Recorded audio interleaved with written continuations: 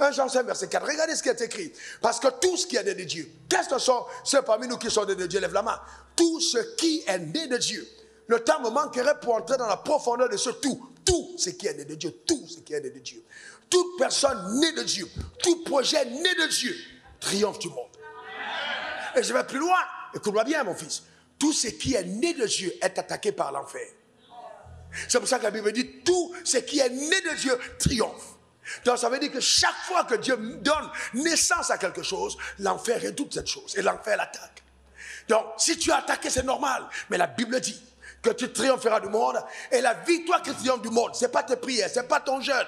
Non, ce ne sont pas tes sacrifices, ce ne sont pas tes autels, mais c'est ta foi. Donc la foi te donne la victoire sur le monde. Ayant tout le temps le bouclier de la foi, par lequel vous pourrez éteindre tous les traits enflammés du malin. En d'autres termes, par la grâce infaillible de Dieu, je t'accorde la capacité de triompher de tous les traits enflammés du malin. Il n'y a pas une puissance du malin qui pourra te retenir. Ta manière de dire Amen m'embête.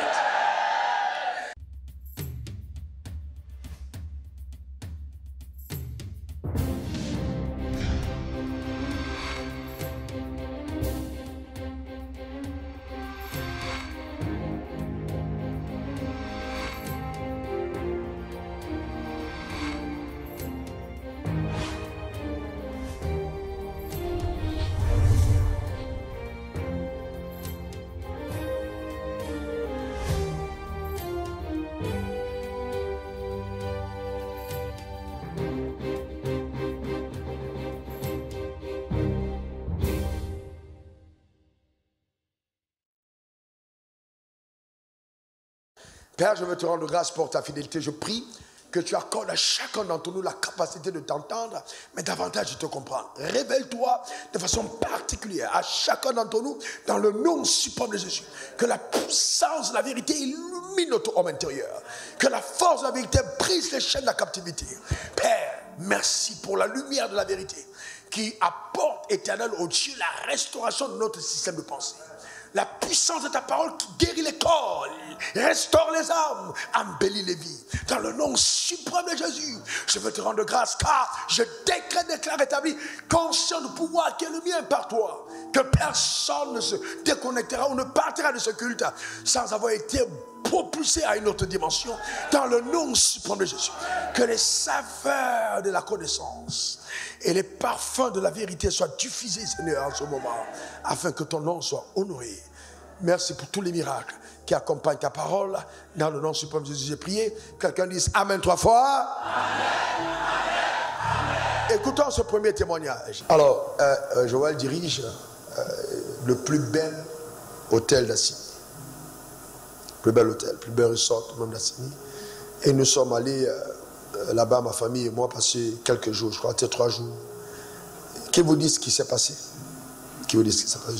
Donc, qu'est-ce qui s'est passé après ça? Tu vois ce que tu m'as envoyé? Alors, hier, je vous ai envoyé un message parce que j'avais oublié de vous le dire. Ouais. Déjà, je salue toute l'assemblée. Effectivement, papa est venu résider avec toute sa famille. Et quand papa partait, il me dit, bon, mon fils, je veux régler la facture. Je dis, non, non. Tu as dit? Je dis non. Tu as dit, je t'ai dit quoi? Papa m'a dit qu'il voulait régler sa facture. Je dis non, papa. Il me dit non, mais je suis avec ma garde, tout ça. Je t'ai dit que pour moi, ma femme n'est pas le reste.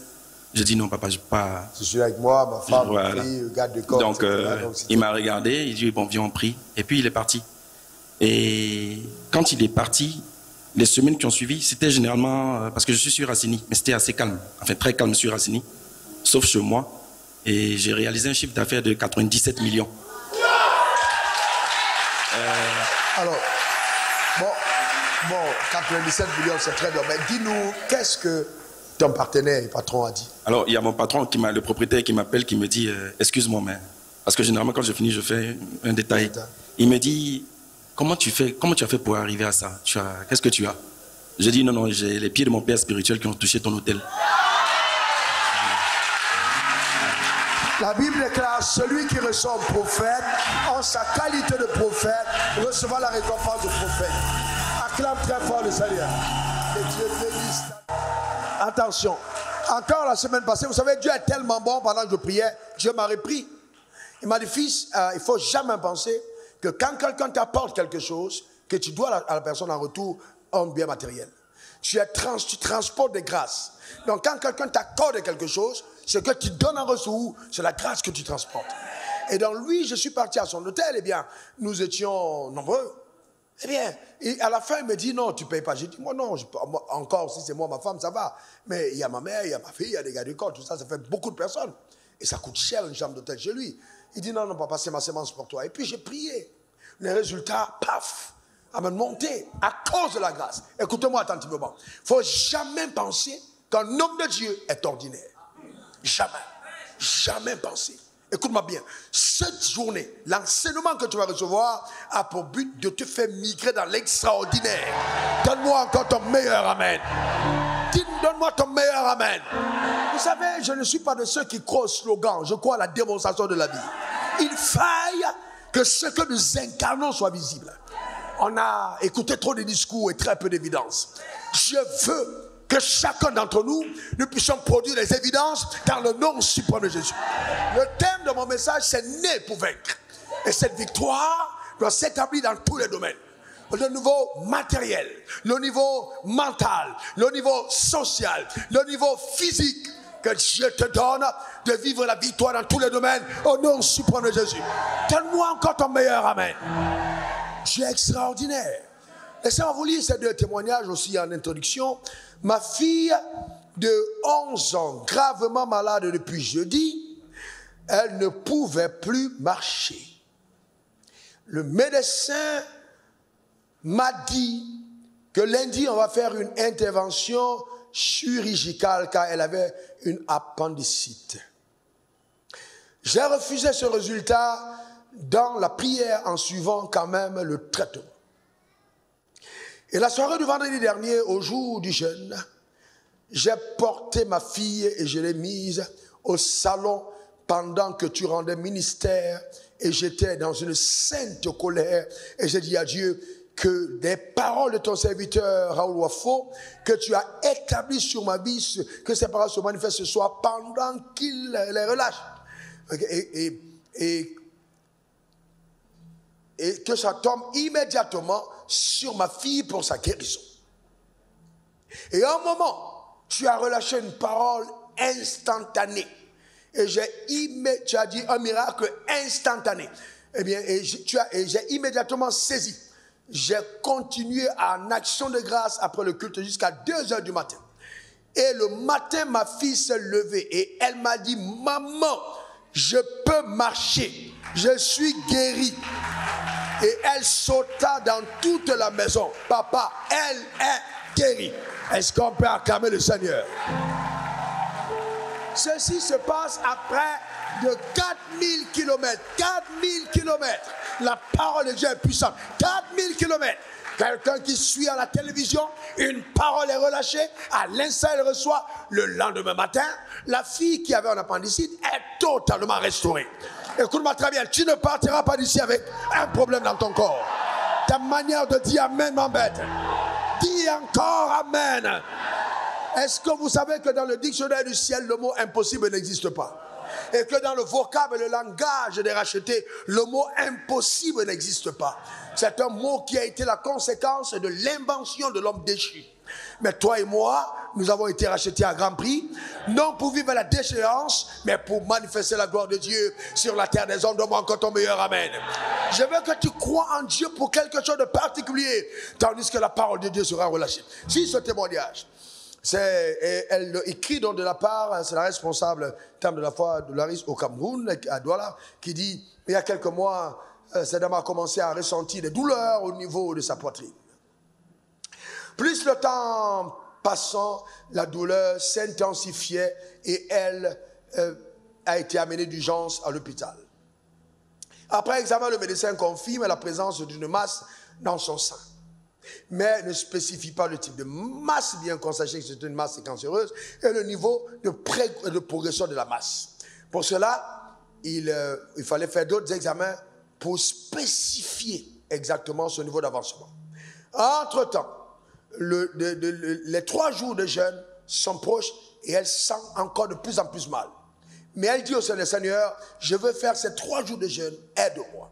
Et le 2e jour, dit-elle, Quand le docteur s'est mis à prier pour les malades, il a chassé et il a cité le cancer.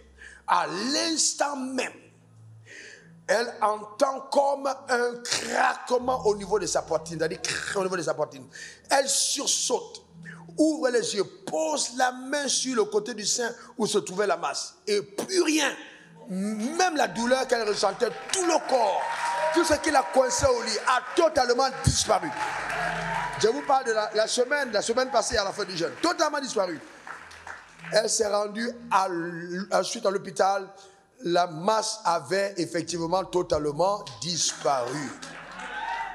Totalement disparu. Et jusqu'à dimanche, elle témoignait en disant qu'elle se sent en super forme. Le Seigneur est si bon. Alléluia. Amen. Nous sommes nés pour vaincre. Que Dieu te donne d'avoir des témoignages éloquents. Nous sommes nés pour vaincre. Jésus a dit, vous aurez des tribulations dans le monde, Jean 16, verset 33. Mais prenez courage, j'ai vaincu le monde. Pourquoi tant de croyants vivent dans la défaite? Pourquoi tant de croyants vivent vraiment une vie tellement médiocre? Pourquoi tant d'enfants de Dieu n'arrivent pas à exprimer le type de vie que Dieu veut que nous vivions sur la terre des hommes? Eh bien, principalement parce que nous sommes ignorants de certaines vérités. Regardons maintenant la parole de Dieu. Jean 1, verset 12 à 13, il est écrit. Alors, ce culte, je voudrais vous mettre en garde, je vais enseigner. Donc, prenez le temps de considérer les notes. Et de temps en temps, je vais prophétiser. Mais à tous ceux qui l'ont reçu, voyez, la Bible dit tous ceux qui l'ont reçu. C'est-à-dire que Dieu ne faisait acception de personne à tous ceux qui l'ont reçu. Donc, la grâce de Dieu n'est pas exclusive. Mais elle est inclusive dans la dynamique de la foi. C'est-à-dire que toutes les personnes qui déplorent leur foi, Dieu ne fait acception de personne. Quand vous voyez quelqu'un exempt d'une visitation divine, c'est que la personne s'est exclue du mouvement de Dieu vers sa vie parce qu'elle n'a pas cru en Dieu. Mais à tous ceux qui l'ont reçu. Et j'ai pris de tout mon cœur que tu reçoives la parole. Elle leur a donné le pouvoir, et qui croit en son nom, elle a donné le pouvoir de devenir enfant de Dieu. Voyez-vous, donner le pouvoir de devenir. Dis après moi, pouvoir de devenir. Ça veut dire qu'on ne naît pas enfant de Dieu, mais on le devient par une dotation de pouvoir. D'accord? Enfants de Dieu, lesquels sont nés, suivez, c'est très beau. Non du sang. Non du sang, c'est-à-dire que ce n'est pas une naissance qui est explicable scientifiquement. Alors on va dire par exemple, tu es du groupe sanguin AB, tu es SSS, etc. Mais là, on ne peut pas expliquer. Tu n'es pas né du sang. Tu n'es pas né de la volonté de la chair. C'est-à-dire, en fait, la chair n'a pas désiré te faire naître. Oh, mais ce n'est pas de la chair que tu es né, non. Tu n'es pas né de la volonté de l'homme. Non. Parce qu'il y a des gens qui sont nés de la chair. Ils sont nés de la chair. C'était juste une pulsion. Amen. Il faisait froid. Il y avait la neige. Ou alors, accidentellement, cette nuit-là, elle s'est retrouvée quelque part. Et puis, paf, elle a été enceinte. Elle a même essayé d'avorter, mais elle n'avait pas d'argent. Et toi, tu es né. Et donc, tu l'appelles maman, mais tu ne sais pas que ce n'est pas sa volonté. Tu es né de la chair. C'est que la chair, amen, s'est exprimée, mais tu es né. Mais quelque part, ce n'est pas comme ça que tu es né de nouveau. Non, ce n'est pas la chair. Ni de la volonté de l'homme. C'est-à-dire, l'homme peut te donner naissance, avoir des plans pour ta vie, mais comme il est homme, il meurt avant les projets. Combien de personnes ont vu les rêves que leur père avait pour eux arriver à la fin parce que le père a fait faillite? Mais Dieu dit, tu n'es pas né de la volonté de l'homme, ni pas la volonté de la chair. Non, mais tu es né de Dieu. En d'autres termes, ta nouvelle naissance est la conséquence d'une planification divine. Donc tu as orchestré son intelligence et sa sagesse et t'as coopté dans le royaume des cieux. Tu es né de Dieu. 1 Jean 5, verset 4. Est-ce que tu comprends ça? Est-ce que tu comprends vraiment ce que je suis en train de dire? Vous savez, je n'ai pas envie d'exciter tes émotions, mais de provoquer la révélation par ta compréhension. C'est très important de le comprendre. 1 Jean 5, verset 4. Regardez ce qui est écrit. Parce que tout ce qui est né de Dieu, qu'est-ce que sont ceux parmi nous qui sont nés de Dieu? Lève la main. Tout ce qui est né de Dieu. Le temps me manquerait pour entrer dans la profondeur de ce tout. Tout ce qui est né de Dieu. Tout ce qui est né de Dieu. Toute personne née de Dieu. Tout projet né de Dieu triomphe du monde. Et je vais plus loin. Écoute-moi bien, mon fils. Tout ce qui est né de Dieu est attaqué par l'enfer. C'est pour ça que la Bible dit tout ce qui est né de Dieu triomphe. Donc ça veut dire que chaque fois que Dieu donne naissance à quelque chose, l'enfer redoute cette chose et l'enfer l'attaque. Donc si tu as attaqué, c'est normal. Mais la Bible dit que tu triompheras du monde et la victoire qui triomphe du monde, ce n'est pas tes prières, ce n'est pas ton jeûne. Non, ce ne sont pas tes sacrifices, ce ne sont pas tes autels, mais c'est ta foi. Donc la foi te donne la victoire sur le monde. Et en tout temps le bouclier de la foi, par lequel vous pourrez éteindre tous les traits enflammés du malin. En d'autres termes, par la grâce infaillible de Dieu, je t'accorde la capacité de triompher de tous les traits enflammés du malin. Il n'y a pas une puissance du malin qui pourra te retenir. Ta manière de dire Amen m'embête. Donc cette foi que nous vivons sur la terre des hommes ne consiste pas à une espérance future simplement. Je reprends. Ça ne consiste pas à une espérance future simplement. Et donc pour avoir espéré seulement dans le futur, l'Église a exclu le potentiel le plus qualifié pour le développement social. L'Église a exclu, c'est-à-dire par le langage de la religion, les personnes qui devaient parfaire la société, amener la société à un certain niveau de rayonnement, ont été exclues de la société par le discours de la vie après la vie. Et ainsi, la société a perdu ses étoiles. La société a perdu les personnes qui devaient l'embellir et la développer. Dieu dit non. Alors on n'est pas né de nouveau seulement pour aller au ciel. Non, encore non. Tu es né de nouveau pour déplacer le ciel sur la terre, afin que le périmètre de tes responsabilités soit visible ce que le ciel est. Ce que le ciel est. En d'autres termes, je ne vis pas selon la fréquence de mon pays. Je vis selon la fréquence du royaume des cieux. Car la Bible a fait de toi un ambassadeur. Donne-moi encore ton meilleur amen. Dis encore amen. Donc ne sois pas trop pressé d'aller au ciel. Tu viens du ciel. Tu es né d'en haut pour une responsabilité terrestre. Et tu vivras à la gloire de Dieu sur la terre des hommes. Car Dieu n'a engendré personne pour l'humilier. Dieu n'a engendré personne pour l'humilier. Dieu ne t'a pas engendré pour la risée de ta famille. Dieu ne t'a pas engendré pour que les gens, les frères et sœurs en Christ se moquent de toi. Non. Si Dieu t'a donné de naître de nouveau, il fait de toi une référence sociétale. Il fait de toi un signe et un prodige dans ta famille. C'est ce qu'il attend de toi, de ta vie. Celle qu'il a donnée et manifestée à existence. C'est quelque chose d'extraordinaire. Donc ne panique pas, ne tremble pas, bien sois calme. Quelque chose de grand s'exprimera au travers de ta vie. Ta manière de dire Amen m'embête. Donne-moi encore ton meilleur Amen. Cependant, il y a quatre éléments fondamentaux qui vont permettre à ta vie de refléter la plénitude de la victoire de Dieu sur la terre des hommes. Et ces quatre choses, Satan ne veut pas que tu en aies la révélation. C'est très important. J'entends les gens dire, ouais, bon, j'ai foi en Dieu. Mais comment est-ce que ta foi en Dieu s'exprime?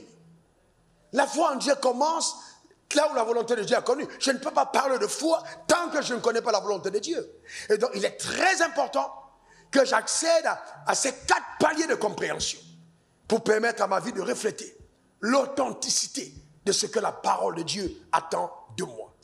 Ce que Dieu attend de moi. Donne-moi encore ton meilleur amen. Croire à l'agneau. Tu es extraordinaire. Première chose, c'est, voyez, ton identité. Satan hait et déteste les personnes qui prennent conscience de qui elles sont. Ton identité. Voyez-vous, 1 Jean 3:1, voyez quel amour le Père nous a témoigné pour que nous soyons appelés enfants de Dieu. Voyez-vous, pour que nous soyons appelés enfants de Dieu, et nous le sommes, dit je le suis. Alors la Bible dit tu es enfant de Dieu, c'est pas tu deviendras enfant de Dieu, tu es enfant de Dieu. Si le monde ne nous connaît pas, c'est parce que le monde ne l'a pas connu. En d'autres termes, la Bible est en train de nous dire, Dieu nous exprime en disant, si le monde ne te connaît pas, c'est parce qu'ils ne savent pas qui je suis. Donc en d'autres termes, s'ils m'avaient vu, ils t'auraient reconnu. Ils auraient su que tu es un enfant de Dieu. Donc, dans la pensée de Dieu, un enfant de Dieu vit selon les prismes, selon, voyez-vous, le protocole de vie, de la vie de Dieu. Donc, il est l'expression visible du Dieu que nous ne voyons pas. Est-ce que quelqu'un comprend ça? C'est très important. Mais quand nous regardons autour de nous, est-ce que c'est vraiment ça? Est-ce que c'est vraiment ce que nous voyons dans la vie des croyants? Pourquoi tant de défaits dans le corps de Christ?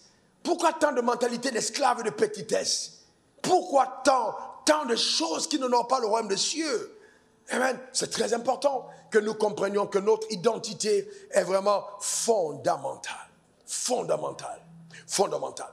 J'ai vu beaucoup de croyants. D'ailleurs, même vous voyez, dans les communautés, Il y a des gens qui vont à l'église parce que le pasteur est bêté, ils vont chez les bêtés. Parce que en Europe, vous le voyez, les Congolais, ils vont chez les Congolais. Les Ivoiriens, ils vont chez les Ivoiriens. Les Africains, ils vont chez les Africains. Donc, vous voyez, le référencement est un référencement purement charnel. Parce qu'en fait, c'est un référencement culturel et non un référencement divin. Donc, nous partons à cause de la culture. On aime la manière de danser comme on danse chez nous. Comme on danse chez nous. Donc, quelque part, voyez-vous, nous sommes dans un pays étranger, mais nous vivons selon la culture de là où nous venons sur la terre. Mais c'est peut-être pas mal. Mais pourquoi on ne peut pas faire mieux? Pourquoi ne pas être sur la terre et vivre selon le standard du ciel que nous a envoyé sur la terre? Pourquoi on ne peut pas aller encore plus loin et refléter la gloire de Dieu partout où nous sommes? Et ça passe par le fait de prendre conscience de l'identité qui est la nôtre. Je suis un enfant de Dieu. Eh bien, vous savez, ça modifie tout quand tu prends conscience de qui tu es. Être un enfant de Dieu, ça change tout, totalement. L'un des plus gros mensonges de tous les jours auxquels nous sommes confrontés. Et je vois beaucoup de personnes qui ne prennent pas garde. Frère, c'est simplement ta carte d'identité de tous les jours. Quand tu l'as et tu sors de ton porte-monnaie, quand la police fait le contrôle, on regarde ta carte d'identité, on regarde et puis ce qu'on voit, c'est ton visage. Donc en fait, tu es d'abord identifié à partir de ton visage. Mais dans le royaume des cieux, ta carte d'identité ne porte pas ton visage. Ce n'est pas ton visage. Parce que si c'était ton visage, jamais il y a des choses auxquelles tu n'accéderas pas. Jamais. Ta carte d'identité n'a pas ton visage. Je te prouvais ça tout à l'heure. De deux, et ce n'est pas ton nom. Que le nom de ton père n'est pas le nom de ta carte. Ah, nom de père, quoi, mais nom de la mère. C'est pas ça. Dans le royaume des cieux, il y a d'autres noms. Dans la carte d'identité que tu as, non seulement ce n'est pas ton visage, mais même le nom du père, ce n'est pas le nom qui est écrit sur la carte physique. Donc ça veut dire que même ta carte d'identité ment. Alors factuellement, elle ne dit pas la vérité à ton sujet. Donc ça veut dire, écoute-moi bien, que je peux être connu des hommes. Connu des hommes, mais méconnu par les hommes. Je vais plus loin, c'est un peu philosophique. Écoutez-moi bien. Les hommes peuvent me connaître. Ah, c'est toi. Tu es très élégant. Les hommes peuvent me connaître. Ils me connaissent. Mais ils connaissent ce que je suis. D'accord? On sait que je suis un ministre. On dit excellence. Voyez-vous? Très bien. On sait que c'est un ministre. Mais derrière le fait d'être ministre, il peut avoir une autre identité. Cette identité est celle que le ciel connaît. Parce que l'identité du ministre est celle que les hommes connaissent. Mais quand Dieu regarde, il dit les hommes te connaissent, mais ils ne te connaissent pas. Parce qu'en fait, pour bien expliquer, dans la carte d'identité de Jésus, qu'est-ce qui était marqué? Charpentier. Mais est-ce qu'il était charpentier? C'était juste les faits. Mais sinon, si on veut mettre, on va dire Messie. C'était le Messie, c'était le Christ. Donc son identité prophétique était plus grande que l'identité factuelle. Donc ton identité, tu dois aller à la découverte de qui tu es. Pas simplement enfant de Dieu, mais qui tu es en tant qu'enfant de Dieu. Qu'est-ce que tu incarnes?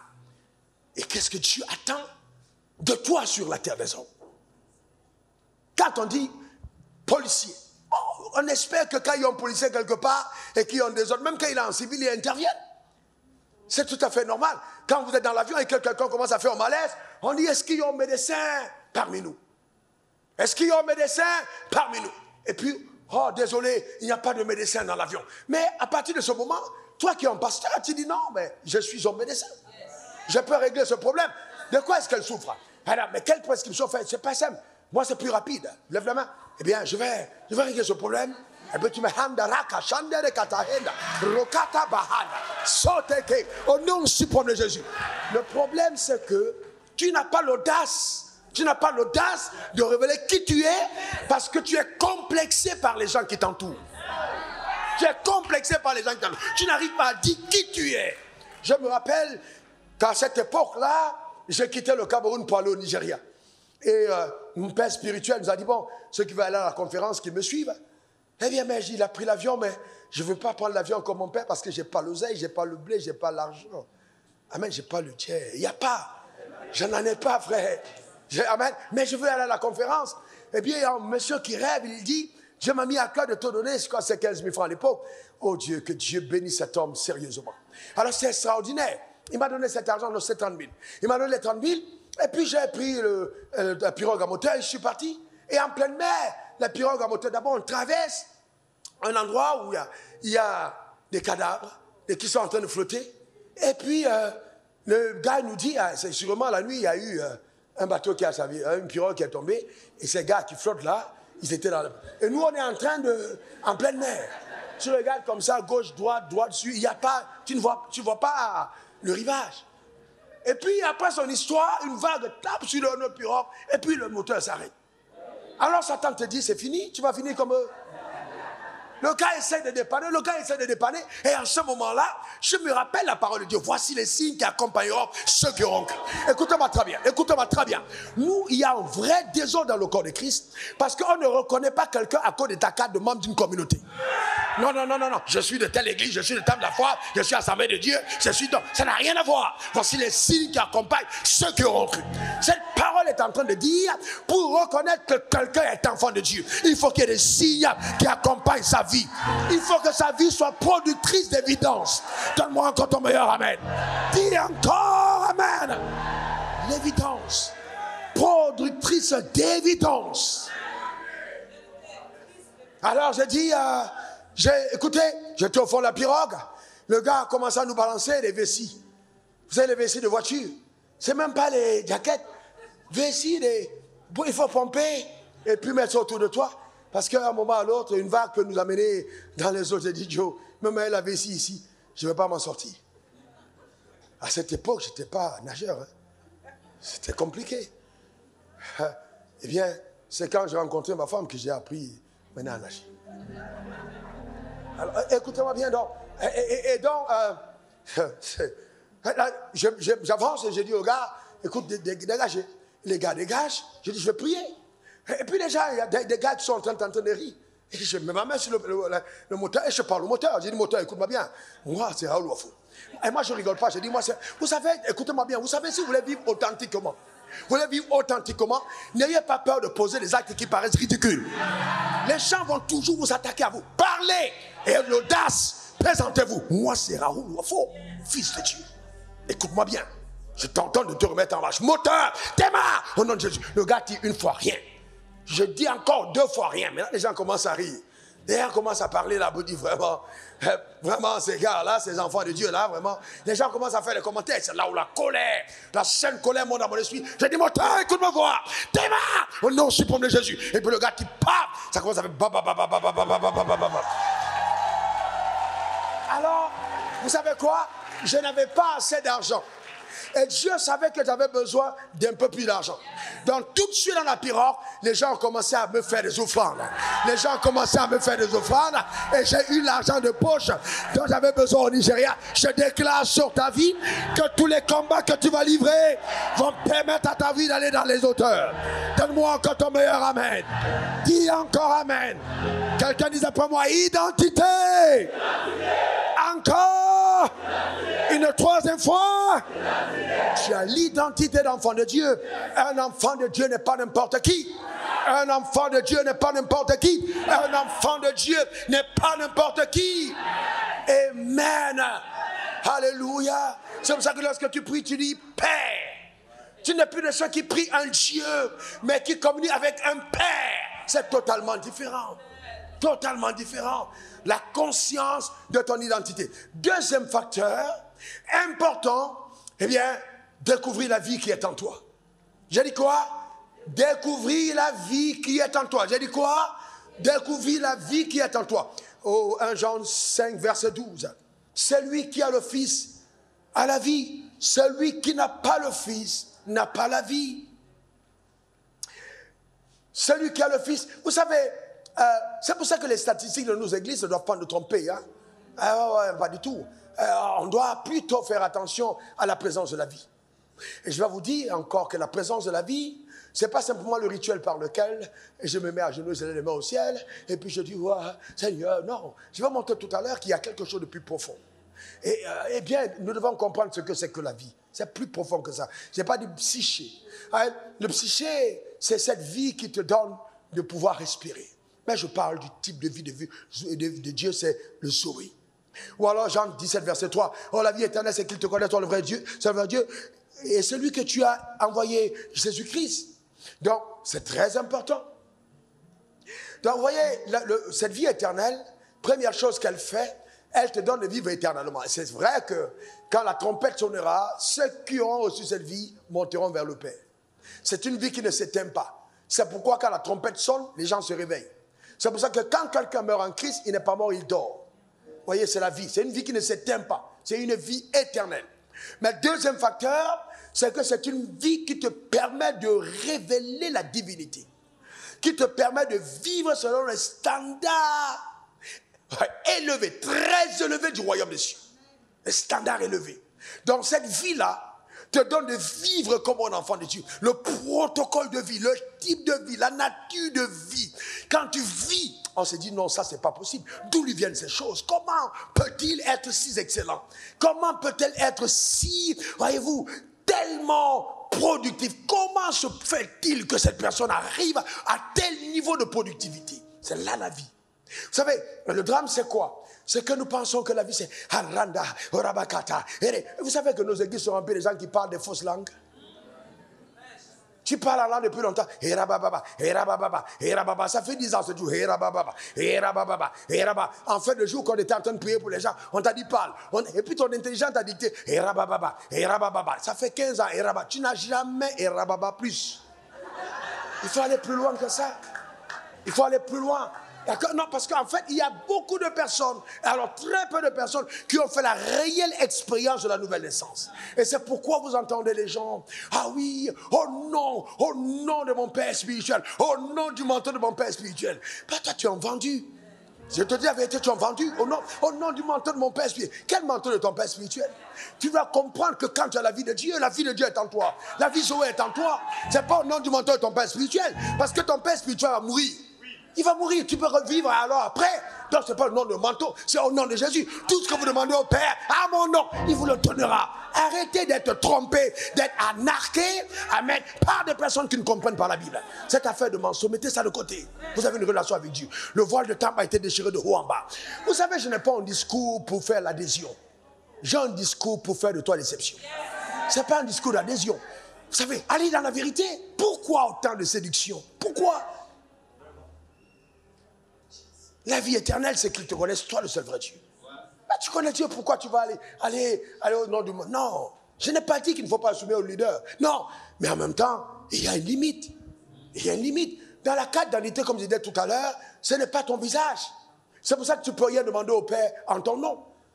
Jamais, quand tu vas à la banque et qu'on regarde à ta carte, eh bien, tu as ta carte, tu as ta pièce avec moi, avec toi, ou bien la tienne, si tu as laissé à la voiture. C'est pas... Oui, c'est pas ton visage. D'accord? Ok. Qu'est-ce qu'on voit? Vous voyez? Là, il y a son visage. D'accord? Il y a son visage. Donc, quand le policier est prêt, il regarde. Maintenant, le règne spirituel, quand on prend ta pièce et qu'on regarde, c'est le visage de Jésus. Parce que toi, tu n'es pas tête, tu es corps. On n'a jamais regardé pour voir si c'était toi. On ne regarde que la tête. Et quand on regarde, c'est Christ. Et comme il a tout accompli et qu'il a déclaré tout est accompli, alors on te donne tous les honneurs qui reviennent à la tête. Parce que la tête qu'on voit, ce n'est pas toi. Donc les honneurs qu'on te donne ne sont pas tes honneurs. Les honneurs qu'on te donne sont celles qui viennent de Christ. Maintenant, tu enlèves la tête de Jésus, tu mets la tête de ton pasteur. Regarde à quoi ça ressemble. Tu mets la tête de ton pasteur, la tête de Jésus, ça ressemble à quoi? À de l'arnaque. Et c'est pour ça que ta vie est mélangée. Et que tout le temps, il faut que tu fasses référence au pasteur. Oh, pasteur. Vous avez mon numéro de téléphone. Tous ici, je ne reçois pas plus de 10 demandes de prière par semaine. Pas plus de 10 demandes de prière venant du temple de la foi. Pourquoi? Vous avez tous mon numéro. Mais parce que je vous amène à Christ et vous savez prier. Vous savez prier. Vous savez prier. C'est très important. Arrêtons d'amener les gens à être dépendants à nous, mais à Christ. À Dieu. Tout ce que tu demanderas au Père, au nom de Jésus, il te le donnera. Afin que la joie de Dieu ta joie soit parfaite. Jean 10. Le voleur ne vient que pour... Il vient faire quoi? Il vient faire quoi? Il vient faire quoi? Égorger et détruire. Mais moi, je suis venu afin que les brebis... Non. Qu'elle fasse quoi? Elle est la vie. Est-ce que tu étais mort? Non, mais quand on dit cette vie-là, c'est pas une vie qui te fait marcher. C'est une vie qui te fait vivre selon les standards de Dieu. Et qu'elle soit dans l'abondance. Donc, il y a la vie qui t'amène dans l'abondance. C'est cette présence de la vie qui t'amène à l'abondance de la vie. Est-ce que tu sais que Dieu n'a pas envie que tu sois médiocre? Je vais plus loin. Et que la médiocrité est ton péché. Un homme médiocre exprime très mal la vie. Et est coupable. Amen. D'une offense à la qualité de vie certifiée par le ciel qu'il détient. Parce que ta certification n'est pas ISO. C'est pas ISO, c'est une certification du ciel. Il y a une certification. On a déposé une certification d'une vie d'en haut. Donc quand on te laisse sur la terre, Dieu est en train de dire l'authenticité de la vie. Ce que Adam n'a pas vécu, laissez-vous montrer comment cette fille va vous montrer comment ça se passe. Donc la création elle-même est tellement... Parce qu'elle n'a pas vécu ça. Elle attend avec un ardent désir la révélation des fils. Donc elle veut voir le type de vie que tu incarnes, que tu as, être manifeste sur la terre des hommes. Voyez-vous? Donc, et dans cette vie, va maintenant t'amener à porter des fruits. Quelqu'un dit après moi, fruits. Oui. Oh, dis-le bien. Oui. Encore. Oui. Voyez-vous? Donc, il y a des évidences. Premièrement, l'amour de Dieu. Il a dit quoi? Il faut aimer Dieu. Il faut aimer Dieu, l'amour de Dieu. Là, écoutez-moi bien, écoutez-moi à ce niveau. Écoutez-moi bien. Arrêtez de faire des prières de sorciers. Seigneur, Seigneur, Seigneur, Seigneur, donne-moi ton amour, donne-moi ton amour. Seigneur, s'il te plaît, donne-moi ton amour. Je veux ton amour. Dieu te regarde comme un sorcier. Parce que tu ne comprends pas qui tu es. Il a répandu son amour dans ton cœur par le Saint-Esprit. Personne ne peut être né de nouveau sans dire qu'il n'a pas l'amour. Tu l'as déjà. Le problème, c'est que tu dois choisir d'exprimer l'amour. Comme je vous dis, l'ignorance est fatale. Tu dois choisir d'exprimer l'amour. Vous savez, combien de coups je n'ai pas reçus dans la vie? Comment tu sais que tu as l'amour? Quand tu pardonnes. J'ai été avec des gens, j'ai salué, j'ai été là. Je sais que les gars, Joe, ils cassent le sucre dans mon dos, mais c'est dans mon dos. C'est ça la grandeur, c'est dans ton dos. Et tout ce qu'ils disent dans ton dos, tu t'en fous. Chaque fois que tu montes à un certain niveau, il y a des jaloux. Ne t'inquiète pas, il ne faut pas t'inquiéter. Il ne faut pas te déranger pour les gens qui parlent dans le dos. Il ne faut pas aussi aller tirer tes oreilles pour dire on a dit quoi de moi. Ne prends pas garde à ce qu'on dit de toi. Sinon tu vas entendre ton propre serviteur te maudire. C'est-à-dire il te maudit mais il te sait. C'est lui-même qui est maudit. Parce que tu sais quelqu'un que tu maudis. Donc tu es 2 fois maudit. Les grands hommes sont ceux dont on parle. Il ne faut pas t'inquiéter pour ça. Ne t'inquiète pas. Il n'y a pas mal dans ton cas parce qu'on raconte des mauvaises choses sur toi. Ce n'est pas un problème. Mais assure-toi que ce qu'on dit n'est pas vrai. C'est tout. Le reste, tu vis tranquillement. Ouais, ma photo de profil, c'est l'aigle. L'aigle n'a pas... Allez, non, tu te mets au-dessus. Tu vis dans les hauteurs. Je ne suis pas une chenille. Il ne faut pas vivre les vies de larves. Les vies des asticots. Toujours dans les cacas. C'est quoi ça ton problème? Il faut vivre au-dessus dans la pourriture. Il faut les mettre au-dessus. Il y a des gens qui ont des vies qui sentent terriblement parce qu'ils ne choisissent pas la vie de Dieu. Donc il faut aimer Dieu. Il faut aimer Dieu. J'ai dit quoi? Il faut aimer Dieu. Deuxième chose. Si j'aime Dieu, ma soeur, j'aime mes frères, mon frère. J'ai dit quoi? J'aime mon frère, mon prochain. J'ai dit mon prochain. Ma soeur, ton premier prochain, quand tu te réveilles le matin, c'est ton mari. Bravo. Comment tu vas laisser ton mari dans le lit et puis tu vas venir aimer ton pasteur? Ou aimer ton patron? Ou aimer ta tante? Tu dors avec ton prochain. Donc la première personne que tu vas aimer, c'est ton mari. Et la première personne qui va tester ton amour, c'est ton mari. Ton prochain. C'est lui qui va t'offenser pour que tu pardonnes. En fait, quand vous voyez si quelqu'un doit avoir, on va s'y respirer encore. Pour être sûr que ton amour respire, il est testé par l'offense. Et quand il y a le test de l'offense, alors tu pardonnes. Quand tu pardonnes, on dit, elle vit encore. Elle vit encore. Elle vit encore. Pardonner, c'est la plus belle des choses qui arrivent. Quand tu viens avec tes frères, pardonne à ton prochain. Pardonne même aux païens. Pardonne à tout le monde. Pardonne, frère. Pardonne. C'est ça, l'amour de ton prochain. Troisième dimension que cette chose produit dans toi, cette vie divine. Mon Dieu, elle te convoque à la sainteté. Écoutez-moi bien. La sainteté n'est pas l'apparence, la sainteté n'est pas un discours, la sainteté n'est pas une position, la sainteté est un état. La sainteté est un état. Ce n'est pas un discours, ce n'est pas une position, c'est pas... Il y a des gens qui ordonnent, ouais, voilà, voilà. Mais entre-temps, toi, tu es un âne à cœur. Vous savez, il faut faire attention, c'est un état de cœur. C'est un état de cœur. Et donc, la sainteté est un état. Même la sainteté se prive même d'accuser celui qui ne l'est pas. C'est un état de cœur. Elle prend plaisir à la miséricorde. Et elle relève ceux qui tombent. C'est ça la sainteté, la vraie sainteté de Dieu. C'est un état de cœur. Ce n'est pas de l'hypocrisie. Et comme les gens savent que, bon, si tu tiens un discours pareil, Eh bien, non frère, il ne faut pas arrêter l'hypocrisie. Personne de nous, nous devons comprendre que cette sainteté est un état de cœur. C'est très important. Donne-moi ton meilleur amen. Et puis après, il y a le fruit de l'esprit, décrit dans Galates 5, 22, tout ça, le fruit de l'esprit. Tu vois, le fruit, alléluia, le fruit de l'esprit. Amen. Alors j'ai vu des gens, vous savez comment je priais comme ça? Oh Seigneur, oh, comme une bille soupille après les fleuves Gourano, je soupille après toi Seigneur. Oh Seigneur, restaure, donne-moi d'avoir faim de toi, d'avoir faim de toi. Mais vous savez, il y a tellement de choses qu'on fait qui sont religieuses. Parce que vous savez que la vie physique est la parallèle de la vie spirituelle. Écoute-moi, maman, dis-moi, honnêtement, assieds-toi. Est-ce que vraiment tu pries le matin pour avoir faim pour manger? Jamais. Jamais. Tu as faim? Normalement. Après, tu as soif? Faux. Tu n'as pas prié, Seigneur, il faut que j'ai faim de nourriture. Non. Il y a des gens qui ont faim à 2 heures du matin. Ils se réveillent comme ça, ils ont faim. Ils mangent. 2 heures du matin. Ils descendent. Tu entends la cuisine. Ils sont en train de manger. 2 heures. C'est un appétit incroyable. Vous savez, ça vous fait rire, mais c'est vrai. Qui mangent. Il y a des gars à 4 heures du matin, ils se réveillent, ils courent à la cuisine, ils mangent. Ils sont contents. Amen. Très contents de manger. Bon, écoute, l'homme ne vivra pas seulement de pain, donc il vivra quand même de pain. Mais il faut faire attention quand même pour savoir qu'il n'y a pas seulement de pain. Maintenant, si on n'a pas prié pour que tu aies la faim de la nourriture, si tu es vraiment de nouveau, tu dois avoir faim de la parole. L'absence du désir de la parole, de la présence de Dieu est un indicateur crédible que la vie de Dieu n'est pas en toi. Cette vie va déclencher le mécanisme.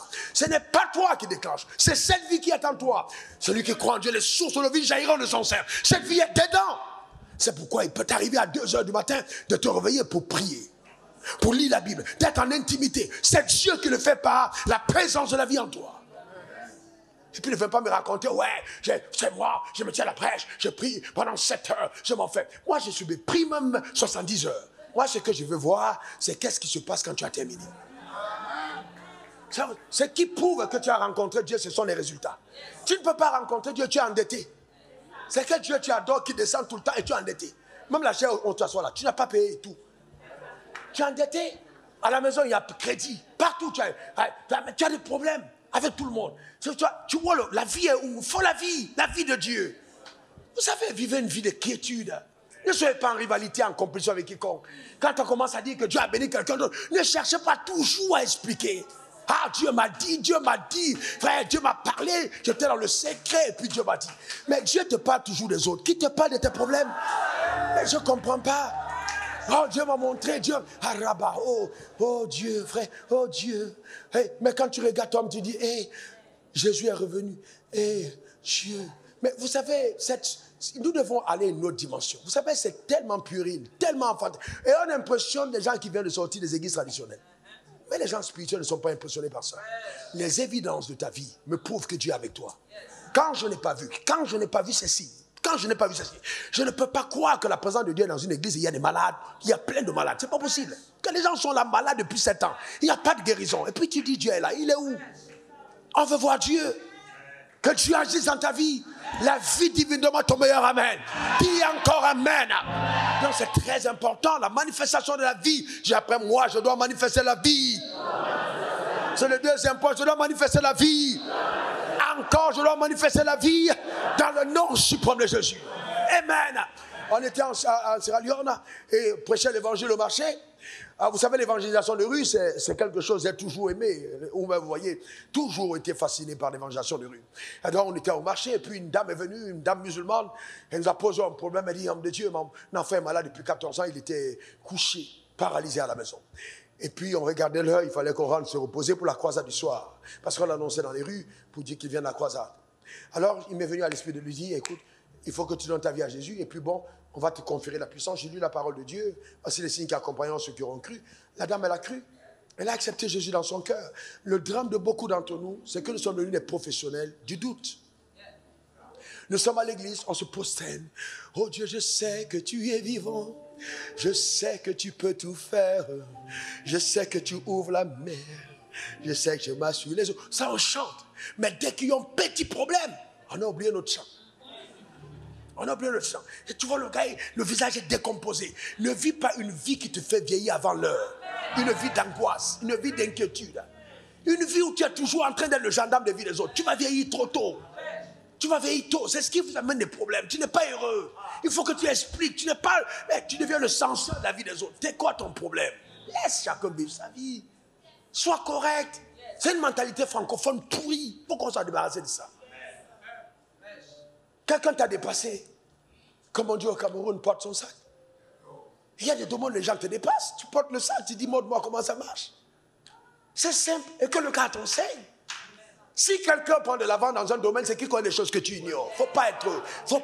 N'essaye pas d'expliquer en disant, ouais, tu sais, ces gens-là qui donnent les prophéties, il faut quand même se moquer des prophéties. Dieu m'a dit que vraiment, c'est pas les prophéties. Tu dis tout ça. Et aujourd'hui, tu dis, dans 5 ans, tu vas changer de langage. Quand quelqu'un t'a dépassé, tu t'étais. Et on n'a pas tous les mêmes grâces. On n'a pas les mêmes grâces. On est différents. On est différents. Faites attention aux gens qui sont toujours en train de vouloir vous séparer des personnes que vous aimez. Faites attention. Je ne marche pas avec les gens qui veulent diviser. Je n'ai pas d'amis avec les gens qui veulent m'amener dans un clan. Ça ne m'intéresse pas. Je suis dans le corps et non dans le démembré du corps. Le corps n'est pas démembré. Le corps est entier. Un jour, le Saint-Esprit m'a dit, est-ce que tu as déjà fait les selfies de ton anus? Excuse-moi. Il m'a demandé, tu as fait les selfies de ton anus? J'ai dit non. Il dit, alors, est-ce que ça fait partie de ton corps? Demande à ceux qui ont les hémorroïdes quel est le rôle de l'anus et son importance. Le corps, c'est le corps. Le corps, c'est le corps. Nous devons avoir de la maturité. Le corps, c'est le corps. La manifestation de la vie divine. Maintenant, vous voyez, il y a cette dimension des fruits que nous portons, mais il y a aussi cette dimension, en même temps dans la vie, de certaines dotations, les dotations de Dieu. Il y a la sagesse. Assieds-toi, tu notes. La sagesse, sagesse. Hein? Sagesse. DG, sagesse. Il ne faut pas être debout, il faut noter ça, sagesse. Tu as besoin de sagesse. D'accord? La sagesse. L'intelligence. La sagesse, l'excellence. La sagesse, l'intelligence, l'excellence, la productivité font partie des choses que la vie divine dépose en chaque croyant. L'excellence, la sagesse, l'intelligence, la productivité. Tu ne peux pas être un enfant de Dieu et puis tu agis sans réfléchir. C'est pas possible. Tu cries, hey, regarde toi-même comment les gens sont habillés ce matin. Il y a des gens, quand tu les vois habillés, ils n'ont pas réfléchi. Tu peux avoir beaucoup d'habits et être désordonné. Parce que même pour t'habiller, tu prends le temps de la réflexion. Quelle est la chemise qui va avec? Quelle est la cravate qui va avec? Quelle est la chaussette qui va avec? Comment est-ce que... Ne fais pas de maquillage de désordre. La joue si est plus grosse que l'autre. C'est pas possible. Il faut absolument... C'est l'excellence. Il faut l'excellence. L'excellence. Voyez-vous, ça vous fait rire, mais c'est choquant. Vous savez, c'est incroyable. Dans quel état tu as laissé ta chambre? Dans quel état? Est-ce que ton lit est dressé? Tu trouves une chaussette au nord, une chaussette au sud. Après, tu dis, ma chérie, je ne vois pas mes chaussettes. Est-ce que l'ordre là, c'est féminin? Toi, pourquoi tu peux arranger tes affaires? C'est pas possible. Et puis, tu sais que si ta femme lave tes dessous, lave-les d'abord avant qu'elle les lave. Parce qu'il y a des surprises souvent sur les caleçons, il ne faut pas que ce soit ta femme qui voit ça. Donc, c'est une parenthèse, je ne sais pas à qui je parle. C'est une parenthèse, je ne sais pas à qui je parle. Mais la parole est sortie et c'est sorti comme ça devait sortir. Que ça fait du bien à ta vie au nom de Jésus. Dans tout ça, c'est ce qui te mène à l'abondance. La sagesse, l'intelligence, l'excellence te mène à l'abondance. La productivité te mène à l'abondance. C'est ça l'abondance. On y arrive parce qu'on déploie cette dimension. Dis encore Amen. Amen. Maintenant, quand tu fais tout ça, point numéro 3, n'oublie jamais l'alliance. J'ai dit quoi? N'oublie jamais J'ai dit quoi? N'oublie jamais l'alliance. Et il y a une chose, et ma femme le sait, vous savez, tout ce que je touche, tout ce que je fais, elle me disait encore hier, c'est impressionnant. Comment est-ce que Dieu te connecte à des gens? C'est juste inimaginable. C'est juste, c'est-à-dire je peux être là comme ça et puis je soupire après quelque chose. Juste un soupir. 2 semaines après, cette chose entre dans ma vie. Je vous dis, je ne me bats pas. Je ne suis pas là parce que j'ai prié de la nuit au matin pour percer dans une affaire. Non, je ne connais pas ça. Je te dis la vérité. Je te dirai le contraire, je mens. Je ne connais pas ça. Je vis ma vie. Je médite beaucoup, je réfléchis beaucoup, je planifie beaucoup, mais j'ai d'abord confiance en Dieu. J'ai une alliance avec le ciel. C'est tout. J'étais à l'aéroport. Le pasteur qui m'a invité, le pasteur Dorothée, son mari était un grand frère, comme mon père, pour moi à l'école biblique. On a fait l'école biblique ensemble. J'étais très jeune, j'ai fait l'école biblique à 24 ans. Bon, il devait avoir 48 ou 50 à cette époque. Moi, j'étais tout jeune. Et donc, il me prenait vraiment comme le fils. Et donc, de temps en temps, il me donnait 2000, 5000. Mais à l'époque, là, 5000, c'est comme quelqu'un qui me donne 50 millions. Authentique. Et même, ça dit, c'était un 5000 trop puissant. Très, très puissant. Les 5000 qui te sortent vraiment d'affaires. Les 5000 que quelqu'un te donne sans attendre que tu pries pour lui. 5000 que quelqu'un te donne sans espérer même qu'un jour ta vie va apporter quelque chose. Mais il te donne parce qu'il t'aime. Vous devez faire attention. Il y a des gens qui me donnent 2 milliards, comme le dernier don de quelqu'un, 2 milliards. Mais les 2 milliards que la personne, je sais qu'elle se connecte à quelque chose de transport. Donc, ça n'a pas le même poids que peut-être l'expression donne 2000 ou donne 1000 francs que quelqu'un peut te donner seulement parce qu'il t'aime. C'est différent. C'est totalement différent. Alors, quand elle m'a invité, mon argent était déjà fou. Vous me prenez la même année pour payer la même année. Déjà, le programme personnel qu'on fait à l'église, c'est compliqué. Avec tous les programmes qu'on a fait, donc c'était full. Mais je ne pouvais pas lui dire c'est full. Je lui ai dit, vraiment à cause de ce que vous avez été pour moi, je viendrai. Elle m'a dit, ouais, man of God, comment on fait pour your ticket? J'ai dit, non, ne t'inquiète pas, je prendrai mon billet en charge. Elle m'a dit, ouais, ben, l'hôtel. J'ai dit, ne t'inquiète pas, on prend l'hôtel. Ah, quelle voiture? J'ai dit, ne t'inquiète pas. Je viens au Cameroun, il y a une voiture, ne t'inquiète pas. Ok? Eh bien, ne t'inquiète de rien, j'y viendrai. Donc, je suis arrivé à l'aéroport. Je voyageais seul, tranquille. Je suis allé au salon, j'étais là. Et puis, quelqu'un est venu, avant que je m'asseye, il se jette à mes pieds. Et il dit, pasteur, je regarde le monsieur. Je regarde, il s'est agrippé à moi. Et puis, tout le salon, c'est un spectacle. Vous voyez, vous êtes dans un environnement où les gens vous donnent l'impression qu'ils ne vont pas aux toilettes. Vous voyez le genre de milieu, là. Donc, les gens sont dans un... Eh bien, si tu ne fais pas attention, le milieu va te complexer et tu auras l'impression qu'on va parler de Jésus à cet endroit. Ce sont des hommes, frère. Ce sont des hommes. Donc, le gars était là et puis moi j'étais, et puis c'est moi. C'est quand même l'enfant de Dieu. Vous savez que quand vous êtes enfant de Dieu, vous êtes au-dessus des autres. Vous appartenez à une classe au-dessus des autres hommes. En fait, vous incarnez la divinité. Donc, tous les autres hommes, de quelque classe que ce soit, de quelque rang, quand ils n'ont pas Christ, tu es premier. Même si tu es pauvre. Parce que tu as la classe élevée. Et puis j'ai mis ma main sur lui, j'ai dit, qu'est-ce qu'il y a? Il me dit, ça fait 1 an que je te cherche, ça fait 1 an que je te cherche. J'ai dit, mais c'est pas possible, tu vas me chercher pendant 1 an. Je suis le pasteur le plus accessible. Comment tu peux dire ça? Il me dit, oui, j'ai tout fait, j'ai essayé tous les numéros. Et bien j'ai compris qu'il ne venait pas au temple. Et donc j'ai dit, ok, pas de souci. J'ai dit, et puis il me dit, vraiment je suis content. Il me dit, attends-moi. Et il court, il prend son truc, et je vois bien qu'il prend tout ce qu'il a dans le sac, c'était de l'argent, une grosse somme d'argent. Il vient, il me dépose, il me dit, prie pour moi. Et puis j'ai prié pour lui.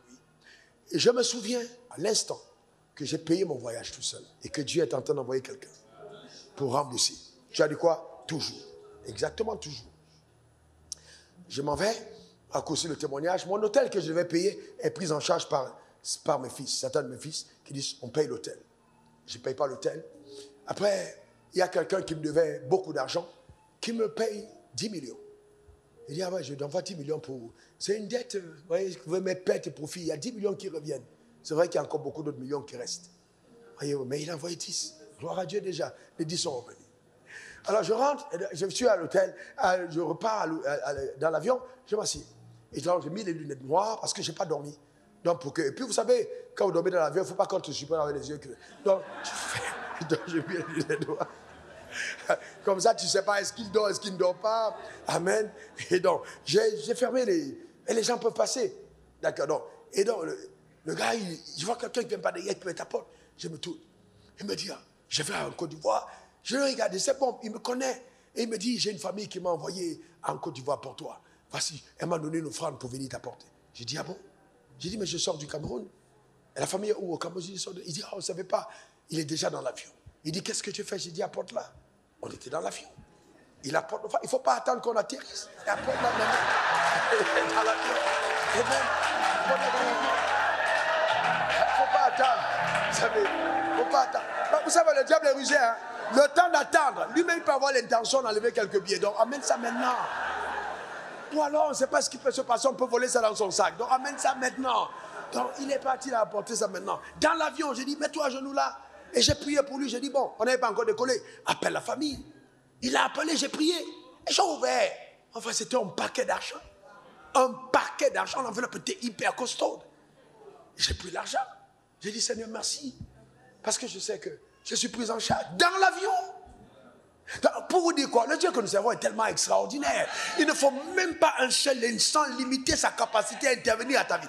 Je déclare, j'entends, Dieu me dit de te dire, tu ne vivras pas dans la pauvreté. Souvent je dis que tu ne mourras pas, mais là je dis tu ne vivras pas dans la pauvreté. Tu ne vivras pas dans la pauvreté. Dans le nom suprême de Jésus. Ta manière de dire amen m'embête. Donne-moi ton meilleur amen. La pauvreté n'est pas ton partage. Tout ce que tu touches va exploser. Dis encore amen. Donne-moi ton meilleur amen. C'est ton moment. L'homme d'affaires qui voyageait à ma droite est quelqu'un qui me connaissait et il m'a posé une question. As-tu déjà échoué dans les affaires une fois? Parce qu'il me suit. Frère, je suis dans tellement de secteurs. J'ai fait construction, restaurant, quoi d'autre ma chérie? Cacao, TVA. Ah, il me connaît bien. Hein? Donc, il y a tellement. Carrière de sable et gravier. Il y a tellement de domaines dans lesquels je suis impliqué. Mais les gens me demandent toujours, mais comment tu fais? Frère, j'ai la vie de Dieu à moi. J'ai quoi? J'ai la vie de Dieu. J'ai quoi? La vie de Dieu. Frère, c'est la première des choses à laquelle je n'ai jamais pensé, c'est que je ne peux pas. Ça, je me suis interdit de dire ce n'est pas possible. Ça, c'est quelque chose qui ne vient jamais dans mon système de pensée. Il y a toujours une issue. Je n'ai jamais refusé d'affronter un combat. Jamais. Jamais refusé. Chaque combat auquel je fais face, je sors vainqueur de mes batailles. Je vous dis la vérité. Tu ne peux pas m'affronter et puis tu me gagnes. Personne ne peut me gagner. Impossible. Impossible. Je ne sors pas perdant de mes combats. Il m'a demandé, est-ce que tu as déjà une entreprise qui a fait faillite? J'ai réfléchi. J'ai dit non, mais il m'est arrivé de perdre de l'argent, mais aucune de mes entreprises n'a fait faillite. Frère, nous avons la sagesse et l'intelligence de Dieu. Comment tu peux avoir l'ADN de Dieu, l'ADN de Dieu en toi et tu échoues? C'est pas possible. L'échec n'est pas de notre partage. Je n'échoue pas. Déclare après moi, je n'échoue pas dans la vie. Déclare encore, je n'échoue pas dans la vie, dans le nom suprême de Jésus. Amen. Et je ne voyage pas en demandant à quelqu'un de me donner une offrande après avoir prêché. Parce que quand j'ai découvert dans la Bible que Dieu prenait soin de ses serviteurs avec les corbeaux, j'ai dit, Seigneur, si tu l'as fait dans l'ancienne alliance et pas dans la nouvelle alliance, que je vais dire à quelqu'un, paye-moi pour prêcher. Impossible. Nous vivons une vie extraordinaire. Ne te contente pas du médiocre. Nous vivons une vie extraordinaire. Les gens, est-ce que c'est clair? Est-ce que c'est clair? C'est la jalousie qui te fait parler ainsi. Mon ami, c'est moi qui vais te demander, est-ce que c'est clair dans ta tête? Parce que si tu cautionnes ce que Dieu fait, dans ta tête, ce n'est pas clair. Que la lumière soit dans ton obscure pensée. Parce que c'est tout à fait normal. Dans ton obscure pensée. Parce qu'il faut que ta pensée soit obscurcie pour demander si ce que Dieu fait est clair. Ta pensée est obscurcie. Et vous savez la petitesse, ce que Dieu n'a pas encore fait dans ta vie, ne pense pas que ça n'existe pas. Non. Il y a des choses incroyables. Incroyable, frère, de ce que Dieu peut faire. Amen. Donc c'est important. Il faut maintenant, numéro 3, prendre conscience de l'alliance. Dis après moi, j'ai une alliance. Encore, j'ai une alliance. Dis après moi, j'ai une alliance. C'est le troisième point. Vous savez, l'alliance, c'est un pacte, un contrat conclu entre deux ou plusieurs parties, incluant des engagements réciproques. Lesquels engagements tiennent lieu d'obligation. C'est-à-dire que Dieu n'agit pas dans ta vie parce qu'il veut, il agit dans ta vie parce qu'il s'est obligé à le faire. Je ne sais pas si vous comprenez. Vous êtes obligé à le faire. Un grand leader s'oblige à l'égard de ceux qu'il dirige. Je me suis obligé de combler ma famille. C'est une obligation. Je me suis obligé d'honorer ma mère. Je me suis obligé d'aimer ma femme. Je me suis obligé de combler mes filles. Il n'y a pas de choix. C'est une obligation de vie. Donc, quelque chose qui arrive, je m'oblige. Et ces obligations m'imposent et me dictent un standard de conduite à leur égard. Quel que soit ce qui arrive. C'est ça la grandeur. Vous devez vous obliger, c'est ça la grandeur. Vous comprenez ça? Il ne faut pas penser, mon frère, que tu vas venir souvent à l'église avec ta femme. Vous rentrez. À un certain moment, elle va se fatiguer. Il faut bien comprendre que la vie va au-delà de l'église. Vous êtes la lumière du monde. On allume pas une lampe pour la mettre sur la table, mais sur la table afin qu'elle brille. Sur le chandelier pour qu'elle brille et éclaire toute la maison. Que Dieu te donne d'être heureux. Je dis bien que Dieu te donne d'être heureux. Qu'il soit heureux personnellement, heureux dans ta maison, heureux dans tes affaires, heureux dans tes projets, heureux dans ton ministère, heureux dans tes entreprises. Que Dieu te donne d'être heureux. Mes sœurs, on n'épouse pas un homme pour qu'après tu deviennes sa mère. Il a déjà une mère. Il n'a pas besoin d'une nouvelle mère. Il n'a pas besoin d'une nouvelle sœur. Il a besoin d'une femme. Si sa mère l'a appelé bébé, c'est pas à toi d'appeler bébé parce qu'il n'est plus bébé. Les bébés ne se marient pas. Il faut bien comprendre. Amen. Tu n'es pas simplement sa sœur. Parce que même les cochons, les porcs, quand ils sont dans la porcherie, ils ont grandi avec leur sœur. Un porc n'a pas de relation sexuelle avec un autre porc. Enfin, qui est sa sœur? Il faut qu'on le prenne, on le déporte dans une autre porcherie pour que sa virilité s'exprime. Donc tu n'es pas la sœur de ton mari. Tu es sa femme. Arrête de vivre comme la sœur. Avec tes frères, là, tu as joué avec les pailles sales. Tu joues avec eux. Mais maintenant, tu t'es marié. Il faut bien que tu comprennes que c'est terminé. Et tes soeurs, vous discutez la nourriture. Hey, demande le morceau de bras. Moi, papa, il a mangé. Toi, c'était tes soeurs. Maintenant, c'est ton mari. Il y a l'élégance et la finesse. Une femme ne mange pas devant son mari. Il y a l'élégance et la finesse. Amen.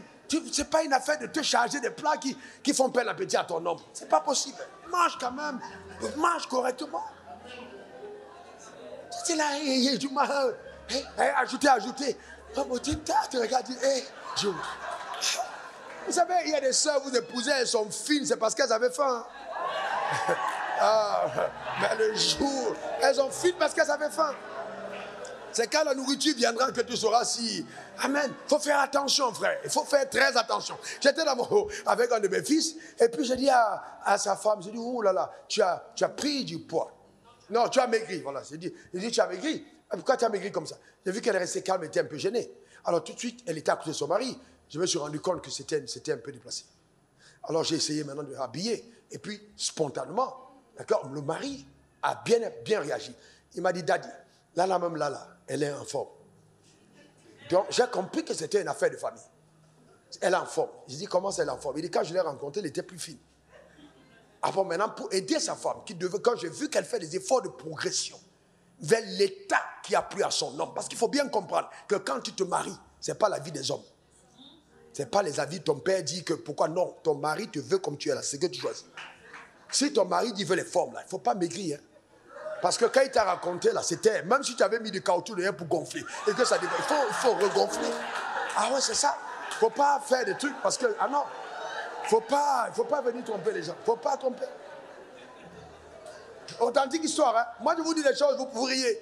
Moi je connais un gars qui venait dans mon bureau, quelques temps après le mariage, il me dit, j'arrive pas à comprendre, mais quand ma femme s'habille, elle est en forme. Quand elle se déshabille, elle n'est pas en forme. Quand le gars était troublé, il était troublé. Donc il a épousé la fille, et la fille ne s'habille. J'ai dit, bon, maintenant, il faut voir si est-ce que ta femme s'habille devant toi? Il dit non. J'ai dit, bon, déshabille-la toi-même. Et puis on va découvrir c'est qu'elle cache derrière. Mais après il m'a dit, c'était vraiment des trucs sur mesure. Donc quand elle s'habille, elle met là comme ça. Peut-être il y a une soeur qui est assise à l'église, c'est ça ta mie. Alors que ton mari te cherche, c'est pas ça qu'il aime. Il ne faut pas être complexé. Quand Dieu t'a donné quelque chose, il t'a donné exactement ce que l'homme qui va te rencontrer va désirer. Eh bien, il ne faut pas aller chercher. Est-ce que vous savez que la modification des formes de son corps est un rejet de l'autorité de Dieu sur soi? C'est un rejet. Tu rejettes Dieu en disant, tu m'as mal conçu. Je ne suis pas une créature merveilleuse. Laisse-moi me faire merveilleuse comme je l'aurais été si j'étais à ta place. Insensé Dieu qui ne sait pas donner des fesses à une femme. C'est ce que ça veut dire. Insensé que tu es. Ne sais-tu pas qu'une femme doit avoir des gros seins? Je vais te mettre les seins et tu verras comment je suis. Et puis tu viens à l'église. Alléluia. Il est sorti victorieux. Alléluia. Alléluia. Je ne comprends pas. C'est juste incroyable. Vous savez, amen. C'est incroyable. C'est juste quelque chose. Juste quelque chose. Amen. Souvent vous êtes assis dans un milieu, vous voyez une femme qui vient là, et puis elle passe. Tu sens toi-même, tu es homme, hein? Tu passes comme ça. Qu'elle passe, tu regardes de l'autre côté. Elle guette, elle voit que tu n'as pas regardé. Elle vient maintenant encore de nouveau. Elle repart. Tu tournes encore de l'autre côté. En fait, le problème, c'est que souvent, En passant comme ça, elle a fait des effets. Mais toi, tu fais comme si tu n'as pas vu. Elle est dérangée. Il faut qu'elle tourne. Si tous tes arguments sont derrière toi, ça veut dire que ton avenir est derrière. Ton avenir est derrière. Tu ne peux pas réussir, ton avenir est mis derrière. C'est pas possible. Comment peux-tu avoir un avenir derrière? Tu n'as pas réfléchi que ce que tu gonfles là, c'est par là qu'on défecte et c'est par là qu'on fait des gaz. Donc tout ce qui sort de là sent pas bon. Donc si tu références ta vie à ça, ta vie ne sentira pas bon. Elle ne va pas sentir bon. C'est juste des choses. Vous savez que je n'ai pas prévu vous le dire ce matin, n'est-ce pas? Et que je vous le dis parce qu'il faille qu'on le comprenne. On parle du type de vie de Dieu qui t'amène à la redécouverte de qui tu es. Tu as une alliance avec le ciel. Donne-moi ton meilleur amen. Dieu a dit à Abraham, ton père, je bénirai ta postérité et toutes les nations de la terre seront bénies par ta postérité. Et ta postérité possédera la porte de ses ennemis. Je déclare sur ta vie que quel que soit ce qui vient de l'enfer, tu possèdes la porte de tes ennemis. Au nom suprême de Jésus. Donne-moi encore ton meilleur amen. Dis encore amen. Gloire à Jésus. La porte de tes ennemis. La sorcellerie ne va pas prévaloir dans ta famille. Ta manière de dire amen m'inquiète. J'ai dit la sorcellerie ne va pas prévaloir dans ta famille. Tu as une alliance avec le ciel. Ils ont imposé des barrières, des limitations. Mais conscient du pouvoir que Dieu m'a souverainement conféré, je renverse ces barrières. Je déclare que tu vas à un autre niveau, à une autre dimension. C'est une nouvelle saison. Donne-moi encore ton meilleur amen. Dis encore amen. La grâce de Dieu est avec toi. La grâce de Dieu est avec toi. Vis une vie particulière, une vie unique, une vie distinguée, une vie colorée, une vie parfumée, une vie éclatante, une vie référencée. À cause de l'alliance. Dieu ne m'exauce pas parce que je prie. Simplement, il m'exauce parce qu'il y a des promesses rattachées à ma vie. Galates 3, verset 7. Reconnaissez ceux qui ont la foi sont les fils d'Abraham. Est-ce que vous savez que votre position de fils, excellent, votre position de fils, Bamba, ta position de fils te donne accès à des niveaux que même ton intelligence ne peut concevoir. Vous savez, Dieu ne te va pas donner à ta vie ce que tu as demandé simplement. Dieu va donner à ta vie ce qu'il doit à ta vie. Donc si tu ne fais que demander tout ce que tu obtiens, honnêtement, tu n'es pas dans le royaume. Parce que ce n'est pas ce que tu demandes. La femme qui était courbée dans l'ancienne alliance, courbée, le jour du sabbat, la loi interdisait la guérison, grand homme. La loi interdit la guérison, mais parce qu'elle est la fille d'Abraham. Jésus a l'obligation de la guérir. Le jour du sabbat, interdiction de la loi. C'est-à-dire que l'alliance parle plus fort que la loi. Aucune loi ne peut stopper l'alliance. Car la loi n'a pas été donnée contre l'homme, elle a été donnée pour servir l'alliance. Donc tu ne peux pas me dire, ouais, parce qu'il y a eu ça. Non, il y a une obligation. Ta postérité sera bénie en Abraham. En Abraham. Dis, je suis béni en Abraham. Affirme-le encore. Tu sais quoi? C'est qui a triomphé de toi hier? Tu porteras sa tête comme un témoignage. Tu porteras sa tête comme un témoignage. Amen. En Abraham, nous avons une alliance. Dieu a obligation d'agir. Dieu fait dans ma vie, pas simplement ce que je demande, mais ce qu'il est obligé de faire. Jésus a dit, je bâtirai mon église et les portes du séjour des morts ne vont pas prévaloir contre elle. Donne-moi encore ton meilleur amen. Dis, je suis né de Dieu et je triomphe du monde. Encore une troisième fois. Et bien entendu, tu es né de Dieu, tu triomphes du monde. Et la victoire qui triomphe du monde, c'est ta prière. C'est ta prière, c'est ton jeûne, c'est ton sacrifice, c'est ton adoration, c'est ton intimité. Non. C'est quoi? C'est ma foi. Écoutez bien, le temps me manque pour parler des choses profondes. L'intimité, ce n'est pas le fait d'adorer simplement. Parce que le fou de Gadara, demandez, il est venu se mettre à genoux. Hein? Regardez, c'est bien à genoux. Prosterné devant le maître. Et il a dit, ne nous chasse pas, envoie nouvelle et poursuit. Exaucé par Jésus, mais pas intime. Donc l'intimité n'est pas simplement l'intensité de ta prière, mais c'est d'abord l'alliance que tu unis à celui à qui tu adresses ta prière. Donc quand il n'y a pas d'alliance, il n'y a pas d'intimité. L'alliance est la base, le socle de l'intimité. Dieu n'est pas intime aux hommes, il est intime à ses fils. C'est les fils. Donc il ne faut pas entrer dans les choses compliquées. Il est intime à ses fils. Je déclare que tu n'es pas un mendiant. Je déclare que ta vie excelle.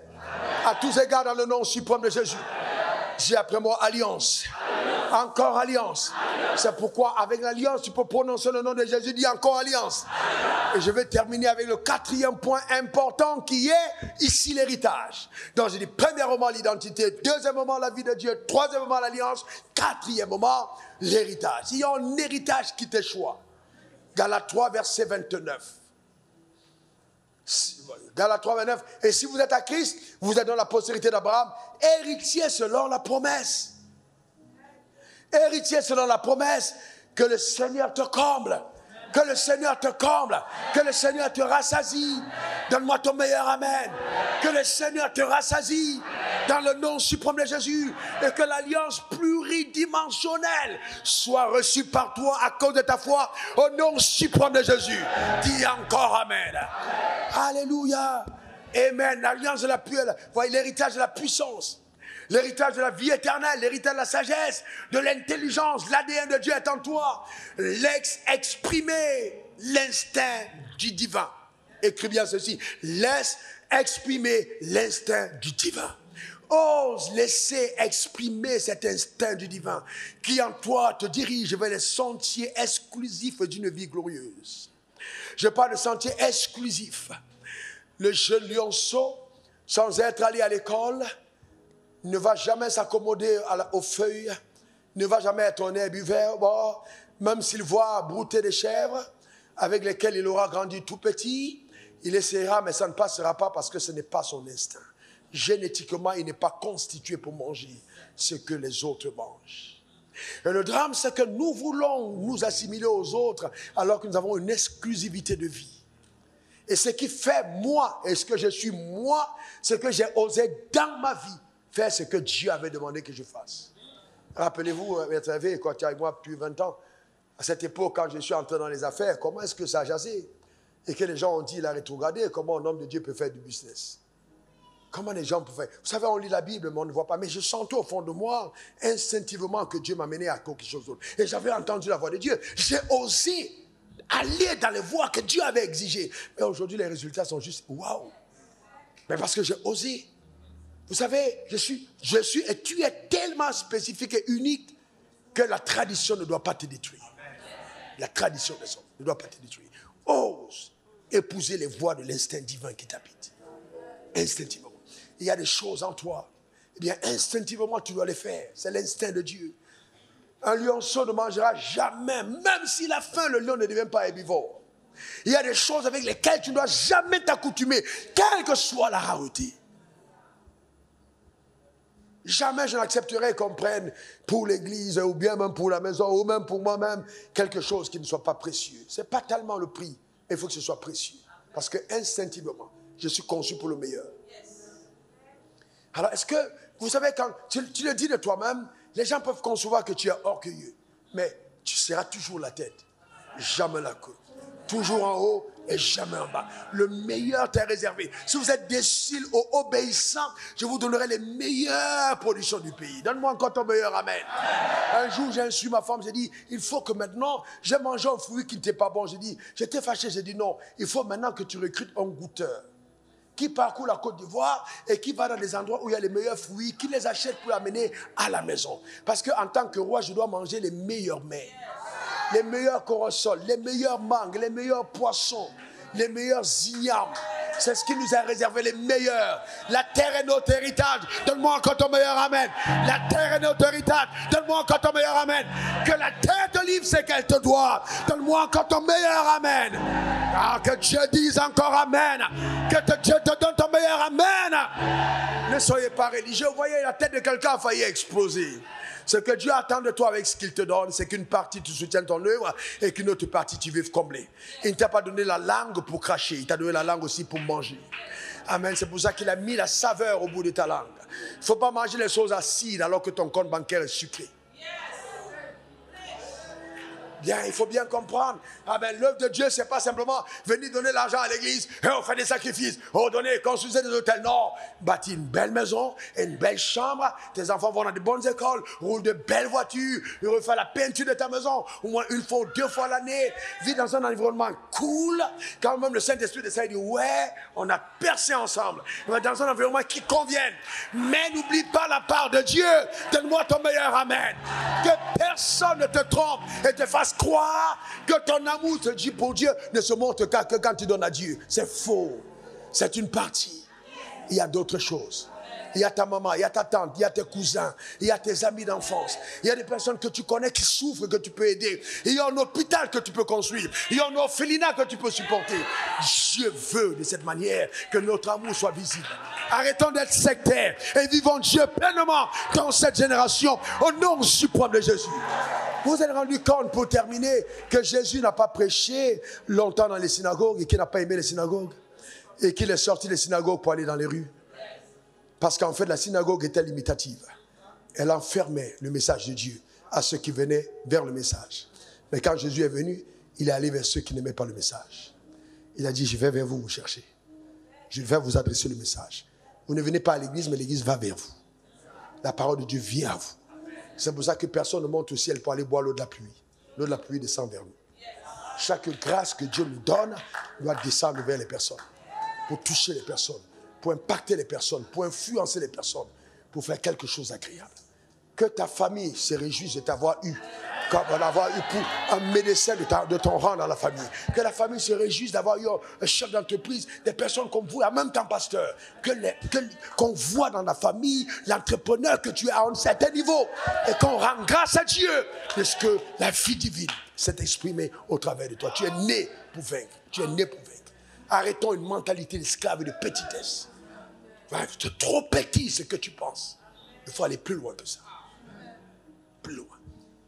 Tu te réjouis d'un petit sac que tu portes. Et partout où tu arrives, tu veux monter le sac.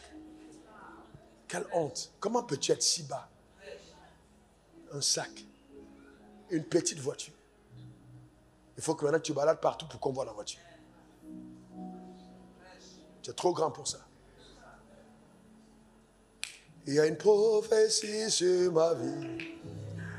Je ne peux pas échouer. Je ferai des... Confesse-le sur ta propre vie au nom de Jésus. Oh, oui, il y a une prophétie.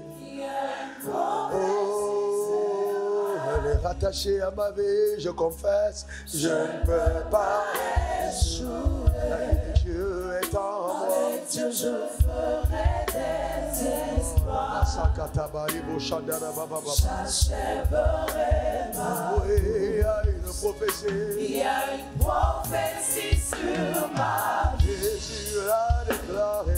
Je ne peux pas échouer. Avec Dieu, je ferai des exploits.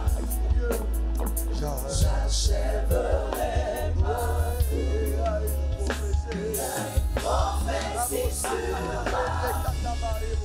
Je ne peux pas échouer. Avec Dieu, je ferai des exploits. J'achèverai ma vie. Tu as une alliance avec Dieu et arrête de penser que ton père ou ta mère sont responsables de malheurs qui t'arrivent. Alors, à cause de l'alliance, je pense vraiment différemment aujourd'hui, quel que soit ce qu'on m'aura refusé des hommes, c'est une opportunité pour que le ciel me l'accorde. Ne développez pas le complexe de pauvreté, le complexe qui tend à pouvoir victimiser et à croire que notre développement et notre réussite ne dépendent que d'une aide extérieure. Tu as une alliance avec ton Créateur. Tu peux bien aller plus loin que ce que ton intelligence humaine pouvait te permettre d'aller. Je voudrais maintenant que nous puissions, par rapport à la parole, répondre à Dieu, chacun d'entre nous. Que nous parlons au Seigneur, que tu déclares sur ta vie, que tu as conscience de ton identité, déclare-le avec foi. Affirme que tu es enfant de Dieu. Déclare sur ta vie dans le nom de Jésus que la vie divine qui est en toi t'amène à un autre niveau de productivité. Un autre niveau de productivité. Déclare que tu aimes Dieu. Déclare que tu marches dans l'amour. Affirme-le. Établis-le sur ta vie dans le nom suprême de Jésus. Confesse par la puissance élevée d'en haut dans le nom suprême de Jésus. Jésus, que ta vie bascule en autre palier de gloire et de splendeur. Que ton nom soit béni. Rababo Sakata. Rendo Kasako Rebere Kotabahe. Sotendaro Sarebahula. Merci Jésus. Randorobo Kachate Reboro. Oh, je serai. Oh, il y a une prophétie. Rababo Sakata Raba Soreba Handere. Rikanda Raba Sote. Rokataba Sikataba. Merci Jésus pour le déploiement de la vie. Merci pour l'accès à l'héritage. Dans le nom suprême de Jésus. Je prie dans le nom suprême de Jésus. Je demande que toute personne connectée à cet hôtel révèle son identité réelle à sa génération. Que la vie divine qui est en toi propulse ta vie dans une autre dimension de vie. La fille de Dieu, la vie sauvée dans le nom suprême de Jésus. Et que par la grâce infaillible d'en haut, dans le nom suprême de Jésus, dans le nom suprême de Jésus, par l'alliance que Dieu a contractée avec Abraham, notre Père, que sur la terre des hommes, tu rayonnes et tu jouis de cet héritage, dans le nom suprême de Jésus. Quand je suis allé aux États-Unis pour la première fois, j'avais, je crois, 27 ans à l'époque, 28. Et donc j'arrive à 29, 28. J'arrive à l'ambassade. Et j'avais ni compte bancaire, ni facture, c'est de ci, ni contrat de bail. Et puis il y avait deux personnes qui donnaient les visas. Il y a une personne qui disait à tout le monde, no go, no go, no go. Elle a dit non pas. Et elle était tout le monde avait constaté qu'elle était très méchante. Et depuis qu'on était là le matin, elle n'avait donné le visa à personne. Et donc ma prière était, Seigneur, je ne veux pas laisser cette femme qui dit no go, I don't want to. Je ne voulais pas aller là, je priais vraiment. Et c'était vraiment la prière que je faisais. Et donc j'arrive devant elle, et je n'étais pas seul, j'étais avec ma femme. Alors j'arrive là devant elle, et puis, puisqu'on m'a dit, next, please. Et donc tu n'as pas de choix, next. Alors maintenant tu dois venir. Et donc je porte des papiers, et je dépose, elle dit, yes, please give me all documents. Elle dit, what are you saying? Elle dit, all documents. Qu'est-ce que tu dis? Tous les documents. J'ai dit, c'est ça. Elle dit, I'm asking your document. J'ai dit, c'est ça. Elle dit, je demande le document. J'ai dit, c'est ça. Elle m'a dit, OK, let us, please give me all the documents. Ce qui prouve que tu vas rester ici. Can I have it? Ah, c'est ça. Alors, je comprends qu'elle est en train, en fait, j'aurais pu dire, no, go. Là, je comprends qu'il y a une porte qui est ouverte. Je lui dis, en fait, je n'ai pas de document, que cet autre document. C'était une lettre d'invitation d'un ministère. Juste une lettre d'invitation. C'est mon grand-père spirituel qui m'invitait. Je lui dis, en fait, la seule assurance que j'ai à te donner, c'est que Dieu m'a donné une parole quand je venais en Côte d'Ivoire. Il m'a dit, viens et prêche la parole de foi. Permets à mon peuple de posséder son héritage et d'accomplir sa destinée. Je n'ai pas encore achevé cette mission et je ne resterai nulle part sur la terre si je n'ai pas achevé cette mission. Donc, elle a reculé d'un pas et elle m'a regardé fixement et j'étais calme, serein. C'est vrai qu'à l'intérieur de moi, je pouvais avoir peut-être une petite goutte de sueur qui sortait. Je ne savais pas si c'était une décision à aller se prendre. Elle me dit, go and pay. Donc quand elle dit go and pay, ça veut dire, va maintenant, tu payes. Donc le visa était accordé, sans papier. Quelle était la révélation? Écoutez-moi très bien. Quelle était la révélation? Simple. Je suis héritier d'Abraham, la terre est mon héritage. Aucun endroit dans le monde n'a le droit, aucun ambassadeur, aucun consul n'a le droit de me refuser un visa pour aller quelque part, parce que la terre est mon héritage. C'était clairement à moi.